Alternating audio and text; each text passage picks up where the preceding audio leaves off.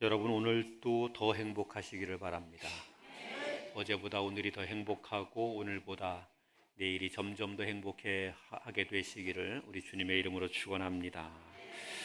우리 한번 좌우를 보면서 인사하면 좋겠는데 이렇게 인사하면 좋겠습니다. 당신은 진짜 복 있는 사람입니다. 인사하겠습니다. 당신은 진짜 복 있는 사람입니다. 이 말이 듣기 싫은 사람은 귀를 막아도 괜찮습니다. 그런데 이 말이 듣기 좋을 겁니다. 여러분 모두가 하나님 앞에 복 있는 사람이고 늘 또 복 있는 사람이 될 수 있기를 우리 주님의 이름으로 축복합니다. 미국의 역사상 가장 영향력이 있는 가문 중에 하나는 케네디 가문입니다. 케네디 가문의 시조격인 사람은 요세프 케네디 시니어라는 분인데 그분은 막대한 부를 축적한 은행가이자 정치인이기도 했습니다. 대사직까지 역임하면서 권력과 명예를 한 손에 거머쥔 사람이기도 했습니다. 그의 아들 중에 하나는 아주 성공하여서 미국의 대통령이 되었죠. 존 F 케네디가 그분의 아들입니다. 조세프 케네디 시니어는 이렇게 엄청난 성공을 거두기는 했지만 그의 삶은 결코 복된 삶이라고 말할 수 없었습니다. 그는 그가 이루게 된 것을 제대로 행복하게 누리지 못하였기 때문입니다. 큰딸 로즈마리 케네디는 지적 장애를 앓고 있었고 실험적으로 뇌엽 절제 수술을 받았지만 그것도 실패했습니다. 그녀는 평생 요양원에 갇혀서 살았다고 합니다. 둘째 아들인 조세프 케네디 주니어는 2차 세계대전 중에 전사하고 말았습니다. 아마도 이 아들이 가장 똑똑해서 미국의 대통령이 될 것이라고 생각했는데 아까운 생명이 전쟁 중에 죽고 말았던 것입니다. 셋째 아들 존 F 케네디는 대통령이 당선되었습니다. 그러나 그의 생애도 불운한 생애였습니다. 암살당하고 말았습니다. 또 다른 아들 로버트 케네디는 역시 암살당하여 죽고 말았습니다. 가문의 많은 사람들은 비행기 사고로, 약물 중독으로, 암살 등으로 최후의 비극적인 삶을 맞이했습니다. 조세프 케네디 시니어 그 자신은 아들이 이렇게 성공한 것, 자신의 풍요 이런 것들을 다 보았지만 그러나 그도 중풍으로 쓰러지고 8년간 말을 하지 못한 채 살다가 죽고 말았습니다. 성공한 사람이었지만 그는 그 성공과 행복을 누리지 못한 것입니다. 세상의 많은 것에 자신이 얻을 것을 얻었지만 그것을 결코 행복으로 연결짓지 못했습니다. 저는 우리 교회와 성도들이 비록 세상에서 성공하지 못하게 되더라도 우리 하나님께서 우리에게 주시는 행복은 늘 풍성히 누릴 수 있게 되기를 바랍니다. 더 바라는 것은 여러분이 성공도 하시고 그것을 누리는 행복도 얻게 되기를 주님의 이름으로 축복합니다. 조금 전에 아멘이나 지금의 아멘이나 별 차이 없는 거 보니까 그렇게 크게 바라지는 않는가 봅니다. 아무튼 어쨌든 주님으로 말미암는 행복은 늘 넘치게 되기를 원합니다. 우리가 우리의 삶을 살아가면서 성공하게 되는 것이 귀하죠. 그런데 그 성공이 행복으로 연결되어야 합니다. 우리가 예수 믿고 구원받았다고 말하지만 구원받은 그것이 구원의 행복으로 연결되어야 하는 것도 동일한 이치입니다. 많은 분들이 예수 믿었습니다, 구원받았습니다 이렇게 이야기를 하는데 실제로는 그 구원의 복을 온전히 누리지 못하는 경우가 많이 있습니다. 나는 예수 믿습니다 그렇게 고백하지만 실제로 그의 삶에는 예수 그리스도의 구원과는 상관없는 불행이 가득하게 되는 일들도 있습니다. 우리 예수님께서는 우리를 사랑하십니다. 그래서 우리를 사랑하시기 때문에 우리에게 구원과 구원의 기쁨을 주시기 위하여 친히 하늘 보좌를 버리고 이 땅에 내려오셨지요. 이 땅에 오셔서 그냥 편안하게 사시다 간 것이 아니라 우리의 구원을 위해서, 우리가 구원의 기쁨과 감격 안에 있도록 하기 위해서 십자가를 지고 죽으셨습니다. 사망의 형벌을 당하셨습니다. 그리고 음부까지 내려가시면서 우리가 담당해야 하는 모든 죄책과 그것으로 말미암는 고난을 온몸으로 감당하셨습니다. 부활하셔서 승천하심으로 하나님 보좌에 올라가시고 구원의 역사를 온전히 종결하시게 됐습니다. 예수님께서 우리의 구원을 위해서 이 엄청난 일을 이루시고 구원의 역사를 만들어 두셨는데, 어떤 사람은 그 구원의 역사를 자기의 것으로 받아들여서 구원의 은혜를 누립니다. 그런데 어떤 사람은 예수님이 이루신 그 구원의 역사가 자기와 상관없는 것으로 불행한 생애를 살다가 또 지옥에 가게 되는 일들도 있는 것이지요. 케네디 가문이 성공했지만 그 성공의 열매를 얻지 못한 것처럼 열심히 교회를 다니고 성공을 거두게 되고 사람들의 칭찬을 받지만 실제로 구원의 열매를 얻지 못하는 사람들도 많이 있습니다.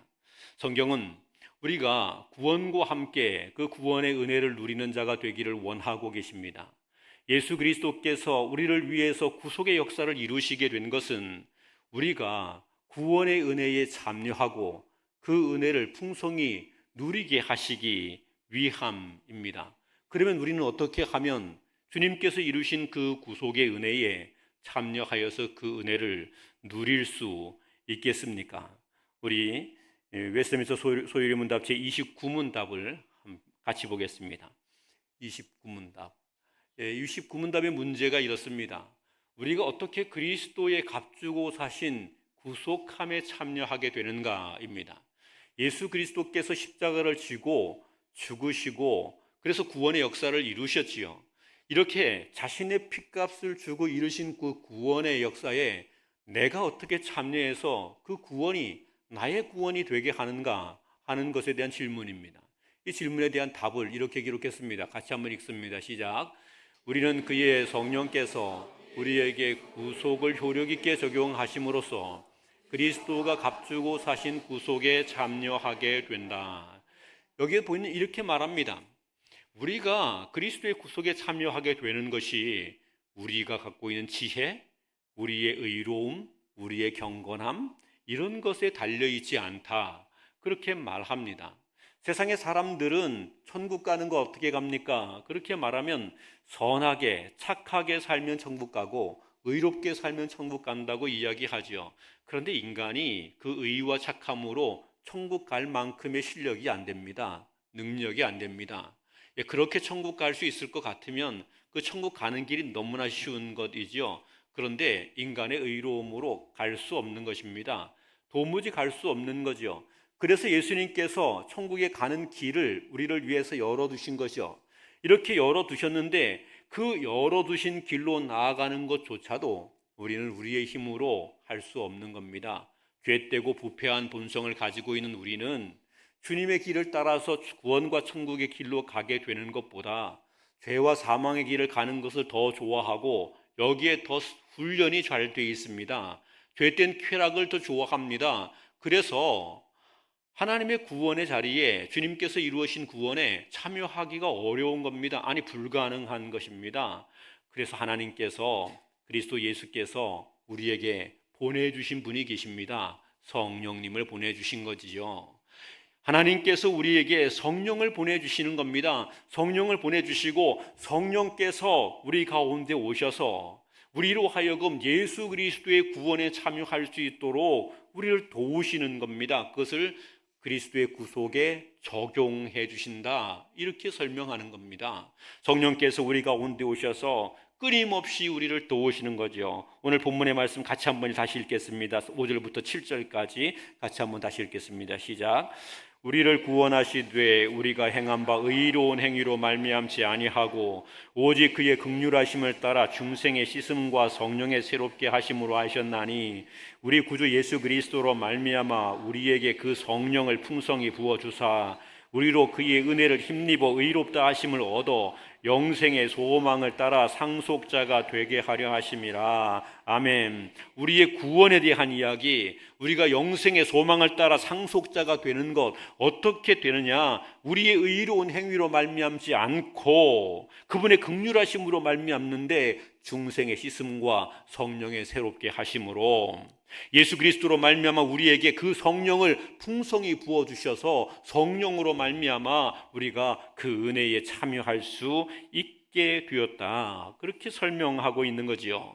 성령이 아니고서는 결코 예수 그리스도의 십자가의 죽으심에 참여할 수가 없습니다. 성령이 아니고서는 예수 그리스도의 부활과 구속에 우리가 결코 참여할 수가 없습니다. 성령이 아니면 예수님의 죽으심이 나와는 별개의 것입니다. 나와는 상관이 없는 것입니다. 성령께서 도우실 때 그분의 죽으심이 나를 위한 죽으심이 되고, 그분의 부활하심이 나를 위한 부활하심이 되고, 그분의 승천하심이 나를 위한 승천이 된다는 사실이지요. 절대적으로 우리에게 필요한 것은 성령의 도우심입니다. 그래서 예수님께서도 승천하시면서 사랑하는 제자들에게 이렇게 이야기하십니다. 예루살렘을 떠나지 말고 아버지의 약속하신 것을 기다리라. 약속하신 것을 기다리라. 성령을 기다리라. 너희가 성령을 받으라. 그렇게 말씀하는 겁니다. 성령을 받고 성령에 충만하게 되고 성령의 인도하심을 따르게 될 때에 성령으로 말미암아 우리가 그리스도의 구속의 은혜에 참여하게 되고 그 은혜를 누리게 된다는 사실입니다. 교회를 다니는 많은 사람들이 있습니다. 그런데 구원의 은혜와 감격을 갖지 못합니다. 예수 믿으며 신앙생활 하는데 그 마음에 구원으로 말미암는 행복이 그 속에 있지 않습니다. 왜 그렇습니까? 성령을 구하여 살아가야 하는데 성령을 구하지 아니하고 세상을 구하며 살아가기 때문에 그렇습니다. 성령을 구하여서 성령의 은혜를 구해서 성령께서 내 가운데 충만하시면 그리스도로 말미암은 구속이 내 안에 풍성하게 되는 것인데, 내가 성령을 구하지 아니하고 먹고 사는 것을 구하고 잘 먹고 잘 사는 것을 구하고 욕심을 따라 구하고 세상의 평강을 구하고 세상의 부귀를 구하고 세상의 만족을 구하니, 그러니 내 안에 가득하게 되는 것이 성령이 아니고 내 욕심이 가득하게 되는 것이고 내 탐욕이 가득하게 되는 것이지요. 그렇게 되니 그리스도로 말미암은 구속의 은혜와 감격이 내게서 소멸되고 사라져버리게 되고 만다는 겁니다. 교회를 열심히 다니고 예배도 열심히 참여하지만 구원의 기쁨과 감격이 없이, 행복이 없이, 그리스도께서 우리를 위해서 죽으신 그 놀라운 은혜에 대한 감동이 없이 신앙생활을 하게 된다는 것이지요. 사랑하는 성도 여러분, 저는 여러분이 성령의 충만을 받으시게 되기를 바랍니다. 여러분이 성령을 사모하시게 되기를 바랍니다. 성령을 구하라 그러면 주님께서 성령을 주시겠다고 약속하셨습니다. 그래서 우리의 마음 가운데 세상의 것을 구하지 아니하고 세상의 풍요와 세상의 탐욕을 따라 구하지 말고 성령을 간절히 구하고 성령으로 말미암은 구원을 사모하고 그 구속의 은혜를 구하실 수 있게 되기를 바랍니다. 그래서 성령이 여러분 가운데 오셔서 그 성령으로 말미암는 구원의 행복이 매일매일 삶에서 충만하여 넘쳐나게 되기를 우리 주님의 이름으로 축원합니다. 우리가 구원의 은혜로 충만하고 구원의 기쁨으로 넘쳐날 수 있게 되기 위해서 성령이 필요한데, 성령께서 어떻게 우리에게 구원을 주시는가를, 그리스도의 구속을 어떻게 우리에게 적용하시는가를 우리가 좀 알아야 합니다.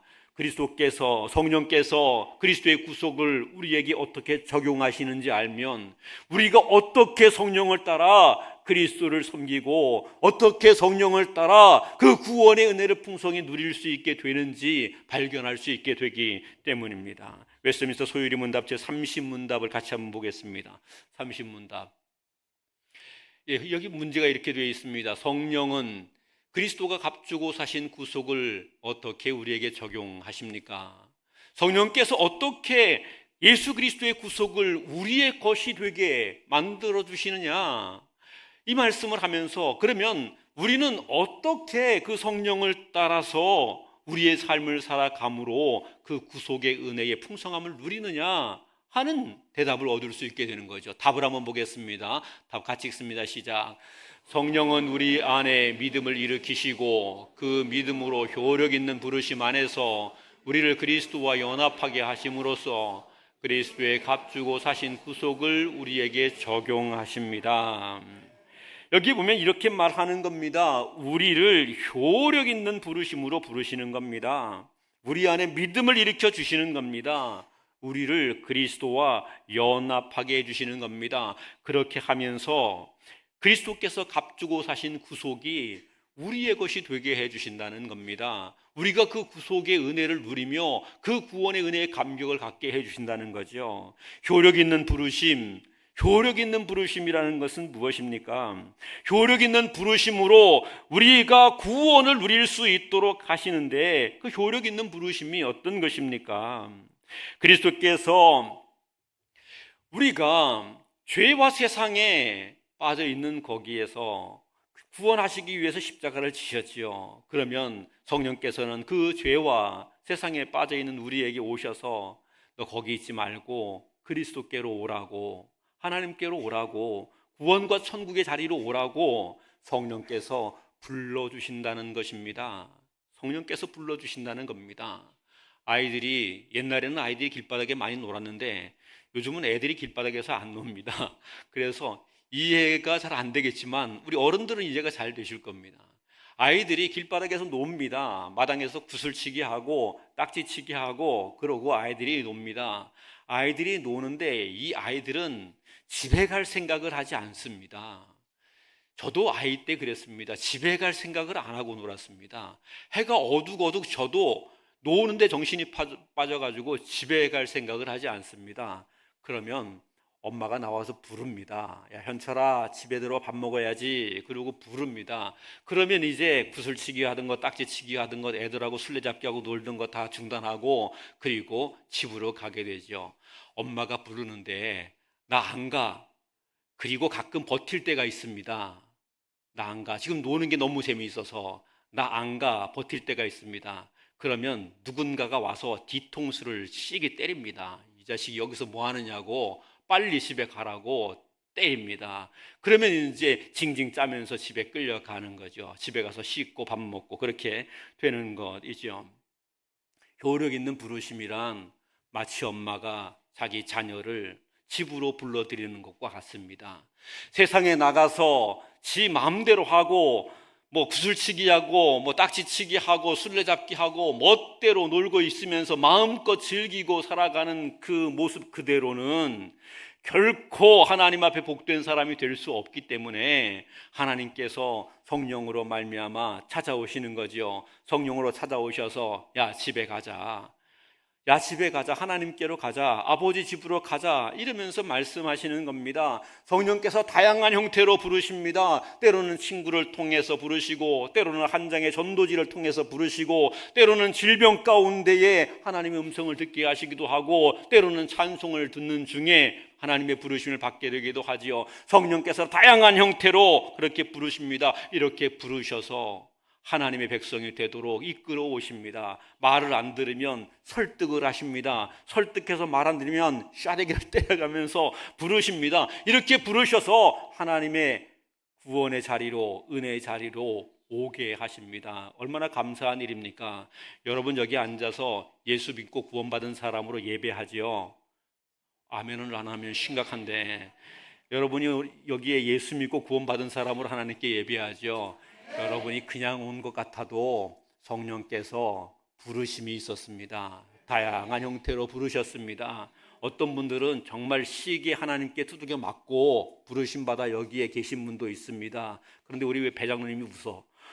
시기에 맞고 오신 분도 있습니다. 이렇게 다양한 형태로 하나님이 불러주십니다. 불러주시면 그 부르심에 성령께서 우리를 그렇게 불러주실 때 그때 아멘 하고 즉시 나와야 합니다. 즉시 나와야 합니다. 우리가 구원의 은혜를, 그 구원의 감격을 어떻게 누리게 되느냐? 성령이 효과적으로 부르실 때 그 부르심을 받으면 즉시 아멘 하며 순종하여 주님께 나옴. 그것이 필요합니다. 구원의 은혜를 누리고 구원의 감격으로 충만하게 되는 사람은 성령의 부르심에 귀를 엽니다. 성령의 부르심에 마음을 엽니다. 성령의 부르심에 촉각을 곤두세우고 그분이 나를 부르시면 내가 하던 모든 것들 다 뒤로 하고 즉시 그분에게 달려가서 그분의 은혜 가운데 들어가게 되는 겁니다. 저는 우리 교회와 성도들이 성령께서 어떤 형태로든지 우리를 불러주시면 그 부르심의 자리에 거절하지 않고 아멘하고 순종함으로 달려가서 구원의 은혜의 풍성함을 온전히 누릴 수 있게 되기를 바랍니다. 그리스도 예수로 말미암아 우리에게 주어진 그 구속의 은혜의 풍성함 가운데 함께 참여할 수 있는 이 귀한 복이 있게 되기를 원합니다. 성령께서는 어떻게 또한 우리를 부르시느냐? 오늘 본문을 보면 성령께서는 우리의 심령에 믿음을 일으키심으로 우리에게 구원을 누릴 수 있도록 해주심을 이야기하죠. 우리의 심령에 믿음을 일으켜 주신다는 겁니다. 우리를 부르신 그분이 그냥 불러오기만 하는 것이 아니라 우리의 마음 가운데 예수 그리스도께서 하나님의 아들 되심에 대한 믿음을 불러일으키십니다. 하나님의 말씀이 진리임에 대하여 믿음이 생겨나도록 하십니다. 하나님이 천지와 만물을 창조하시는 역사의 주관자가 되심이 믿음이 생겨나도록 인도합니다. 이 말씀을 믿게 만들고 이 말씀을 신뢰하게 만들고 이 말씀을 따라 살아갈 수 있도록 그렇게 우리의 마음 가운데 역사해 주시게 된다는 사실입니다. 여러분, 하나님이 천지와 만물을 창조하심을 믿으십니까? 우리 주 예수 그리스도께서 여러분의 구원자가 되심을 믿으십니까? 우리 예수님께서 우리의 영원한 왕이 되셔서 우리를 하나님의 나라로 인도하시며 복되게 하실 것을 믿습니까? 예수님께서 죽은 자 가운데 살아나셨음을 믿습니까? 여러분, 이상한 사람들입니다. 이게 왜 믿어집니까? 이게 안 믿어져야 정상이죠. 어디 세상에 이런 경험이 어디 있습니까? 하나님이 살아계신지 죽어있는지 보이는지 안 보이는지도 모르는데 무슨 하나님을 믿고 있습니까? 믿지 않는 사람들이 그러잖아요. 하나님을 보여줘라 그럼 내가 믿겠다 이렇게 말하잖아요. 이 사람들은 하나님을 못 믿는 겁니다. 천지와 만물을 하나님이 창조하셨습니다 이렇게 말하니까 하나님이 뭐 보여야 하나님이 만들었는지 안 만들었는지 알지. 그래서 믿지 못하는 사람들이 그러면 이 세상이 어떻게 생겼을까 이런 것들을 자기들의 머리로 연구하니까 하나님 없이 연구하니까 진화론과 같은 사상들을 만들어내는 거죠. 이것을 과학이라고 말하는 것이죠. 그렇게 만들어 가는 겁니다. 하나님이 안 보이는 겁니다. 하나님을 믿을 수 없는 것입니다. 예수님께서 죽은 자 가운데 부활하시고 능력과 기적을 행하시고 우리의 왕이 되신다는 이 모든 것이 믿어지지 않는 겁니다. 과학적으로, 이성적으로, 합리적으로 아무리 판단해봐도 믿어지지 않는 겁니다. 그런데 이상하게 여러분은 뭐 합니까? 믿습니다. 둘 중에 하나입니다. 좀 바보든지 아니면 진짜 뛰어난 사람이든지 둘 중에 하나입니다. 바보라서 그냥 남들이 믿으라니까 믿는 거든지 아니면 성령께서 우리 안에 믿음을 주셔서 그래서 우리 안에 생겨난 이 믿음을 일으켜 주심 때문에 하나님이 살아계시지 이렇게 고백하게 되는 것입니다. 저는요 의심이 많은 사람입니다. 의심이 많은 사람입니다. 목사의 가정에 태어났어요. 목사의 아들로 태어났습니다. 제가 태어난 데는요 교회 사택에서 태어났습니다. 산부인과 병원에서 태어난 것이 아니고 교회 사택에서. 제가 태어난 교회는 아직도 시골에 있습니다. 시골에 있습니다. 가끔씩 거기에 가봅니다. 물론 이제 교회 건물은 좀 달라지긴 했는데 제가 태어난 그 사택이 그 땅이 거기에 있습니다. 어디 태어난지를 제가 알고 있어요. 제가 그때부터 똑똑해서 알고 있는 건 아니고 가르쳐줘서 알고 있습니다.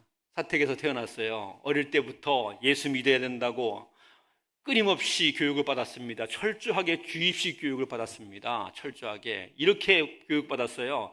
북한에서 공산당이 쳐들어와서 엄마 아빠를 죽이고 너 예수 믿겠느냐고 물으면 너 어떻게 할래? 나 예수 믿겠습니다. 이렇게 대답해야 된다고 어릴 때부터 교육을 받았습니다. 철저하게 쇠뇌 교육을 받은 거죠. 그렇게 쇠뇌 교육을 받으면서 어린 시절에는 엄마 아빠 가르쳐준 대로 그렇게 고백하고 그렇게 믿는다고 말했습니다. 그런데 중학생이 될 무렵 되니까 하나님이 계신가? 진짜 내가 믿고 있는 것은 사실일까? 이런 의심들이 들기 시작했습니다. 그래서 너무나 오랜 기간 동안에 이 의심에 사로잡혀 있었습니다. 교회에서는 옛날에 무슨 토론회 이런 것들을 종종 했습니다. 종종 했어요. 믿음으로 구원받느냐, 행위로 구원받느냐, 뭐 이런 것까지 토론도 하고 토론 대회를 많이 했습니다. 그러면 저는요, 불신앙의 편에 서서 예수 안 믿는 편에 서가지고 토론자가 된 겁니다. 제가 질문하면요, 어릴 때부터 목사들로 훈련을 받아가지고 제 질문에 대답할 수 있는 사람이 없는 거예요. 하나님이 안 계시다고 주장하는 말에, 예수님이 우리의 구원자가 아니라고 주장하는 말에 대답을 못하는 거예요. 왜 그러냐면 증명이 불가능하거든요. 대답을 못하는 거예요. 그러니까 저는 고민이 깊어지는 겁니다. 고민이 깊어지는 거예요. 정말 예수님이 믿는지 계신지, 정말 하나님이 살아계신지, 정말 예수 믿으면 구원을 받는지 고민이 깊어지는 거예요. 그런데 이 고민을 가지고 오랜 기간 기도했습니다. 이 고민을 가지고 신기한 게 기도를 했습니다. 이 고민을 가지고 기도했는데 내 삶의 여정 속에 하나님이 함께 하시는 것이 눈에 보이는 겁니다. 어떻게 보이게 되느냐 하면 성령께서 깨닫게 한 거지요. 삶의 순간순간마다 하나님께서 나와 동행하고 계셨음이, 내 삶의 모든 순간에 하나님의 기적이 역사했음이, 정말 1초도 틀리지 않을 만큼 치밀하게 내 삶의 모든 것들을 하나님이 계획하고 계심이, 인도해 가심이 어느 순간 딱 보인 겁니다. 딱 보이게 되니까 그때 제가 하나님 앞에, 하나님 믿습니다, 예수님 믿습니다, 그리고 하나님 앞에 서게 되는 거죠. 그리고 목사가 되겠다고 서약을 하고 서게 된 거죠. 예, 목사가 되겠다고 제가 서약하고 서게 되는 이 모든 이면에 제 생각, 제 이성적인 판단, 이런 것들은 아니라고 말했습니다. 그러나 성령께서 내 안에 믿음을 주셨습니다. 하나님을 믿는 믿음을 주셨습니다. 깨닫게 하셨습니다. 이해가 되었습니다. 하나님이 살아계신다는데 이해가 됐습니다. 예수님이 살아계신다는데 이해가 됐습니다. 그분이 죽었다가 부활하셨다는데 그것이 이해가 됐습니다. 납득이 되었습니다. 이상하게 납득이 되었습니다. 성령께서 내 안에서 나를 설득하셔서 나를 깨닫게 하시고 보게 하시고 알게 하시니까 납득이 되고 믿어지게 된 겁니다. 이제는 그래서 이 하나님 말씀에 1.1에게 변함이 없다는 것을 믿고 이 말씀에 무조건 복종하는 사람이 된 것입니다. 이유는 다른 데 있지 않습니다. 성령께서 그렇게 해가신다는 겁니다.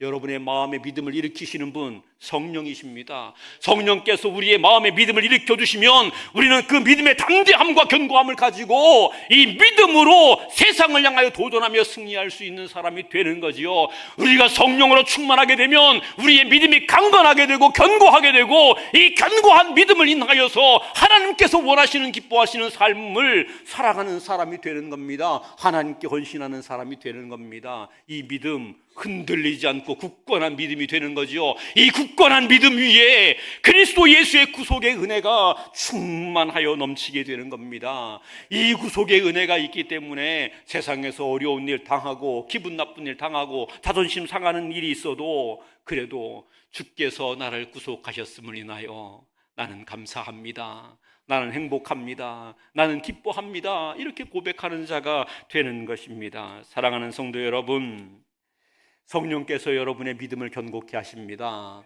여러분 성령의 충만을 받으시기를 바랍니다. 성령의 충만을 구하시기를 바랍니다. 성령이여 오늘 나에게 오셔서 나의 믿음을 견고케 하여 주옵소서. 이 견고한 믿음 위에 내가 구속의 은혜의 풍성함을 누릴 수 있도록 나를 도와주십시오. 간구하실 수 있게 되기를 바랍니다. 반드시 성령께서는 그 은혜를 허락하여 주실 것입니다. 소유리 문답에서는 이런 이야기를 말하지요. 성령께서 우리의 믿음을 일으켜 주시고 우리로 하여금 그리스도와 연합하게 하신다, 이렇게 말합니다. 그리스도와 연합이라는 말이 무슨 말입니까? 내가 그리스도와 하나가 된다는 이야기입니다. 그리스도와 하나가 된다는 이야기예요. 내 안에 그리스도께서 계시고 그리스도 안에 내가 있게 되는 이런 은혜를 누리게 되는 것입니다. 그리스도와 연합한다는 이 말은 예수님의 죽음이 나의 죽음이 되고 예수님의 부활이 나의 부활이 되고 예수님의 승천과 영광이 나의 것이 된다는 겁니다. 그리스도와의 연합이라는 말은 예수님의 죽음을 나의 죽음이 되도록 만들며 예수님의 삶이 나의 삶이 되게 만들고 예수 그리스도의 영광과 존귀가 나의 것이 되게 하여 살아가는 것을 의미합니다. 이것이 그리스도와 연합입니다. 사도 바울은 갈라디아서에서 이렇게 이야기합니다. 내가 그리스도와 함께 십자가에 못 박혔나니 그런즉 이제는 내가 산 것이 아니요 내 안에 그리스도께서 사신 것이라. 이제 내가 육체 가운데 사는 것은 나를 사랑하사 나를 위하여 자기 몸을 버리신 하나님의 아들을 믿는 믿음 안에서 사는 것이라. 그리스도와 연합이란 바로 이런 것입니다. 그리스도와 연합이란 내가 그리스도와 함께 십자가에 못 박히는 것입니다. 내가 살아가는 것이 내가 사는 것이 아니요 내가 그리스도로 살아가는 것입니다. 내가 육체 가운데 살아가지만 나를 사랑하사 나를 위해서 자기 몸을 버리신 하나님의 아들을 위하여서 살아가게 되는 것입니다. 이것이 그리스도와 연합한 삶입니다. 이 그리스도와 연합한 삶, 이것을 통하여서 우리가 구원의 은혜를 풍족히 누릴 수 있게 되는데, 이 구원의 은혜를 누리게 됨, 이것이 무엇으로 말미암는가? 성령으로만 가능하다는 겁니다. 성령께서 우리 가운데 오시면 우리로 하여금 그리스도와 연합하게 하십니다. 내가 그리스도와 연결되게 하십니다. 내가 그리스도를 통하여 살아가게 하십니다. 성령께서 내 육체 가운데 역사하셔서 죄된 육신의 소욕을 버리고 성령의 소욕을 따라 나로 하여금 그리스도처럼 살게 하신다는 말입니다. 사도 바울은 그가 세상적으로 영광된 모습을 갖고 산 때가 있었습니다. 탁월한 실력자로 유대 사회에 존경받고 사람들에게 존경을 받았습니다. 높은 지위를 갖게 됐습니다. 사내들인 공회의 회원도 되었습니다. 대제사장들에게 인정을 받아서 그는 막강한 권력을 가지고 예수 믿는 사람을 박해할 수 있는 힘을 가졌던 사람입니다. 젊은 나이에 크게 출세했던 사람입니다. 그런데 이 사람이 성령으로 말미암아 예수 그리스도의 은혜를 경험하게 되고 예수 그리스도께서 그와 함께 연합되는 거룩한 역사를 경험하게 되자 그의 인생이 달라지게 됐습니다. 그의 인생은 예수 그리스도로 살아가는 삶이 됐습니다. 그리스도께서 걸어가신 고난의 길을 기꺼이 걸어가는 사람이 됐습니다. 그리스도께서 소망하셨던 그 구원의 일을 위해서 자기의 생명을 기꺼이 드리는 사람이 됐습니다. 그는 자신의 육체 가운데 그의 모든 것을 통하여 예수 그리스도를 위하여 살아가는 삶을 살았습니다. 그에게 고난이 왔습니다. 걱정이 왔습니다. 염려거리가 왔습니다. 핍박과 박해가 왔습니다. 그렇지만 그는 그리스도로 살아갔습니다. 작은 예수로 살아갔습니다. 그의 삶의 모든 흔적들마다 예수 그리스도가 나타나게 했습니다. 그리고 그는 하나님 앞에 행복한 자임을 고백할 수 있었습니다. 구원의 은혜를 누리는 자가 되었던 것입니다. 사랑하는 성도 여러분, 저는 우리 성도들 모두가 예수 그리스도와 연합함으로 예수 그리스도의 삶을 살아가게 되시기를 바랍니다. 성령의 도우심으로, 성령의 인도하심으로 날마다 예수 그리스도를 본받아 살아갈 수 있게 되기를 바랍니다. 예수 그리스도가 우리 안에 충만케 되어져서 우리 행하는 것, 말하는 것, 생각하는 것, 그 모든 것이 예수 그리스도의 이름이 나타나고 예수 그리스도의 영광이 나타나게 하는 이런 삶이 되기를 바랍니다. 성령의 은혜를 구할 때에, 성령의 충만을 받을 때에 이것이 가능합니다. 그래서 성령의 도우심을 간구하게 되기를 바랍니다. 우리는 하나님의 은혜를 누리는 자 되어야 합니다. 구원의 복을 누리는 자 되어야 합니다. 여러분 모두가 예수 그리스도로 말미암아 구원의 복을 누리는 더없이 행복하신 분들 되기를 간절히 원합니다. 우리의 힘으로 되지 않습니다. 그리스도의 구속에 참여하는 자 되려면 우리를 도우시는 성령의 인도하심이 있어야 합니다. 성령께서 우리를 부르실 때에 아멘하여 순종하며 성령의 충만을 간구하여 믿음을 우리 가운데 일으키게 되고 성령의 인도하심을 따라 그리스도와 연합된 삶을 살아감으로 그리스도께서 우리를 위해서 이루어주신 그 구속의 은혜 가운데 풍성할 수 있게 되기를 우리 주님의 이름으로 축원합니다. 기도하겠습니다. 하나님 감사합니다.